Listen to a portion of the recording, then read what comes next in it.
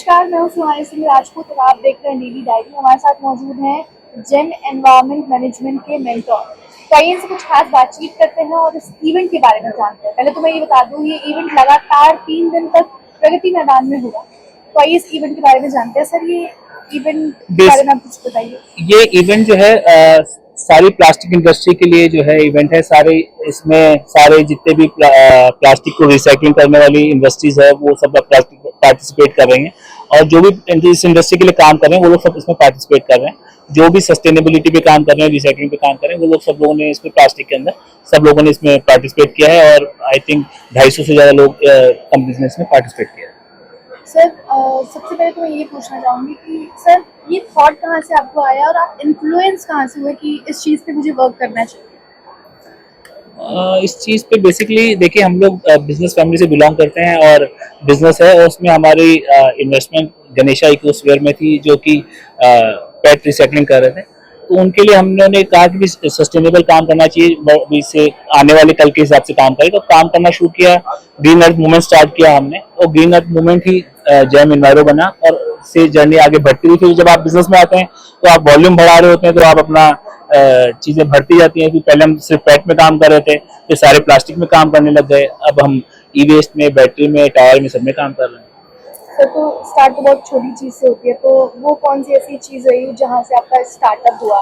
Startup हमारा एक collection centre establish करने से हुआ कि हमने मान लीजिए कबाड़ी की दुकान जिसे कहते हैं उसको स्टार्ट किया। वहां से स्टार्ट करना शुरू किया कि वेस्ट को प्रॉपर्ली कलेक्ट करेंगे, उसको प्रॉपर्ली सेग्रीगेट करेंगे, और उसको रिसाइकलिंग के लिए अवेलेबल कराएंगे। यहाँ से शुरू।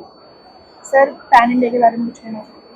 पैन इंडिया जैसे जैसे आपका वॉल्यूम बढ़ता है, तो आपके बिजनेस को हमने आप जब स्टार्ट किया था हमने एक सेंटर से, फिर हमारे 350-400 सेंटर, आज की तारीख में मोर देन 500 लोग हमारे एसोसिएट पार्टनर्स के सेंटर्स हैं जो हम काम कर रहे हैं।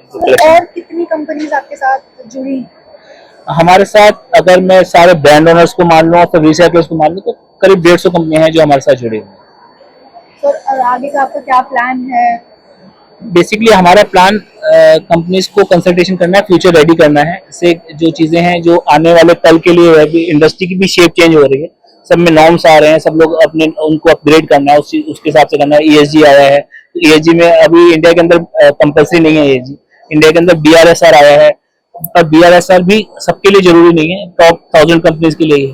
लेकिन हम जो जिनके लिए जरूरी नहीं भी है, जो छोटे फैक्ट्री ओनर्स भी, हम या छोटी इंडस्ट्री भी है, उनको भी हम अपग्रेड कर रहे हैं, ताकि वो लोग अब उस पर आने वाले कल के लिए रेडी हो सकें। आज बीआरएसआर करें, फिर ईएसजी करें, ताकि उनको उसका बेनिफिट मिल सके इंडस्ट्री को। सर, ईएसजी के बारे में आप थोड़ा एलोबरेट करके बताइए कि क्या है? ESG basically environment social governance है, जो कि एक इंटरनेशनल नॉर्म्स है। उसमें जो इंटरनेशनल बायर्स हैं वो लोग आपका स्कोर देखते हैं कि आपका ईएसजी का क्या स्कोर है, अकॉर्डिंगली वो आपका प्रोडक्ट आपसे परचेज करना चाह रहे होते हैं। तो जो छोटे हैं उनको रिक्वायरमेंट नहीं होती, उनका लोकल मार्केट में माल बिक रहा होता है, सब कुछ होता है, तो वो इसको इग्नोर करते हैं। पर बेसिकली क्या होता है, ईएसजी में जब आप ईएसजी का स्कोरिंग के लिए आप काम करना शुरू करते हैं, तो आप एनवायरमेंट के लिए काम करना शुरू करते हैं, आप सोसाइटी के लिए काम करना शुरू करते हैं, आप सबके लिए काम करना शुरू करते हैं। उसके नॉर्म्स जो है उसमें वो कहते हैं कि भाई आपने जो आपकी एम्प्लॉयज हैं उसमें कितने मैन हैं, कितने वुमेन हैं, उनकी सैलरीज क्या है, उसमें कोई डिफरेंशिएट नहीं है, उनको आप क्या क्या फैसिलिटीज दे रहे हैं, उनको सैलरी टाइम पे दे रहे हैं नहीं दे रहे, वो आपसे खुश है नहीं है, इवन कि आपके वेंडर्स आपसे खुश है नहीं है। तो जब आप उनके काम स्कोरिंग पे काम करना शुरू कर रहे होते हैं, तो आप इन सबको चेक करना शुरू कर देते हैं। तो जिससे जब आप ये काम कर रहे होते हैं, तो ऑटोमेटिकली एनवायरमेंट पे काम होना शुरू हो जाता है। और सर, ये बहुत ही अच्छा वर्क है। सर, इसमें गवर्नमेंट का कितना योगदान है आपके इस काम में? गवर्नमेंट का योगदान ये होता है कि गवर्नमेंट बेसिकली रूल्स लेकर आती है, उसको इम्प्लीमेंट करती है। जैसे मैंने आपसे बताया कि अब गवर्नमेंट ने कह दिया कि टॉप 1000 के लिए बीआरएसआर कंपलसरी है, तो वो बीआरएसआर कराएंगे अपना।